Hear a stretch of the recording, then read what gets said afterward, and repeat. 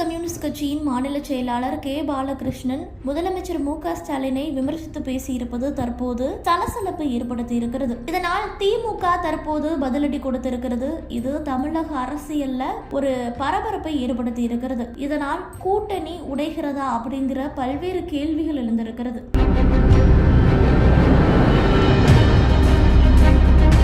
விழுப்புரத்துல Marxist communist கட்சி 24வது மாநில மாநாடு நடைபெற்றது. இந்த பொதுக்கூட்டத்தில் கே பாலகிருஷ்ணன் பேசிய பேச்சுக்கள் திமுகவினருக்கு எதிராக அமைந்திருக்கிறது. போராட்டங்களுக்கு அனுமதி வழங்கப்படுவதில்லை என திமுக அரசை விமர்சித்து பேசியிருக்கிறார். தமிழகத்துல போராட்டம் ஆர்ப்பாட்டம் நடத்த அனுமதி மறுக்கப்படுவது ஏன்? நான் முதலமைச்சர் மு.க.ஸ்டாலினை பார்த்து கேட்கிறேன், தமிழ்நாட்டில் அறிவிக்கப்படாத அவசர பிரகடனம் செய்து விட்டீர்களா? இப்படிப்பட்ட போக்கை காவல்துறை மாற்றிக்கொள்ள வேண்டும் அப்படின்னு அவர் விமர்சித்து பேசியிருக்கிறார். தமிழ்நாட்டில் தற்போது சென்னை அண்ணா பல்கலைக்கழகத்துல மாணவி பாலியல் வன்கொடுமை விவகாரம் பெரிய அளவில் பேசப்பட்டு வருகிறது. இந்த சம்பவத்தை கண்டித்து பல்வேறு எதிர்க்கட்சியினரும் போராட்டங்களை தொடர்ந்து நடத்தி வருகிறார்கள். அவர்களை காவல்துறையினர் கைது செய்து வருகிறார்கள். இதனை குறிப்பிட்டுத்தான் கே பாலகிருஷ்ணன் பேசியிருக்கிறார். போராட்டம் நடத்தப்படுவதற்கு ஏன் அனுமதி மறுக்கிறீர்கள் அப்படின்னு முதலமைச்சர் மு.க.ஸ்டாலினை பார்த்து கேட்டிருக்கிறார்.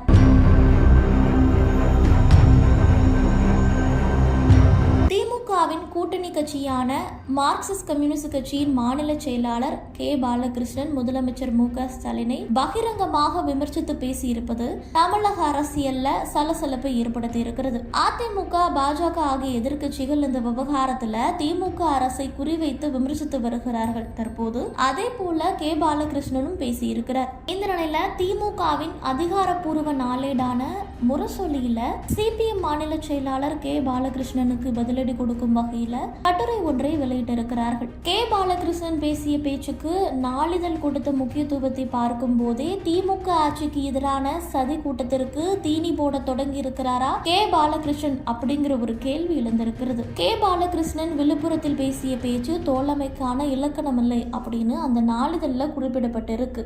மேலும் முதலமைச்சரை இந்த மாநாட்டின் வாயிலாக கேட்கிறேன், தமிழகத்துல அறிவிக்கப்படாத அவசர நிலையை பிரகடனப்படுத்தியுள்ளீர்களா என்று கேட்டிருக்கிறார் கே பாலகிருஷ்ணன். அவரை பேச விடாமல் தடுத்துள்ளார்களா? இல்லை, பல்லாயிரக்கணக்கான மக்கள் கூட்டத்தில் நின்று கொண்டுதான் அவரே பேசுகிறார். அவசர நிலை என்றால் என்ன என்றே தெரியாத நிலையிலா அவர் இருக்கிறார். முதலமைச்சரை எப்போதும் தொடர்பு கொள்ளும் நிலையில் இருக்கும் அவர் விழுப்புரத்தில் எதற்காக வீதியில் போய் நின்று இப்படி கேட்க வேண்டும் அப்படின்னு நாளிதழ்ல குறிப்பிட்டிருக்கிறார்கள்.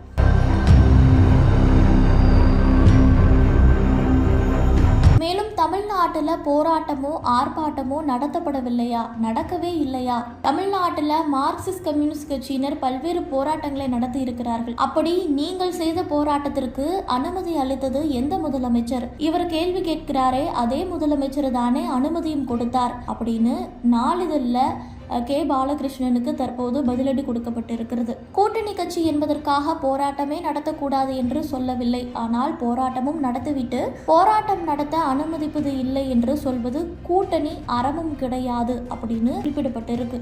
இது மட்டுமல்ல, கடைசியாக எதிர்க்கட்சியாக நடந்து கொண்டு எடுத்திருந்து பேசினால்தான் கவனம் கிடைக்கும் என்ற நோக்கத்தோடு அளிக்கப்படும் பேட்டிகளும் பேச்சுக்களும் மீடியாக்களின் மூலமாக ஏற்படுத்தும் பின்விளைவுகளை பற்றி கவலைப்படாமல் கருத்து சொல்லிக் கொண்டு போவது தோழமைக்கான இலக்கணம் அல்ல அப்படின்னு குறிப்பிட்டிருக்கிறார்கள். இதனால் இந்த விவகாரம் தற்போது தமிழக அரசியல்ல சலசலப்பை ஏற்படுத்தி இருக்கிறது.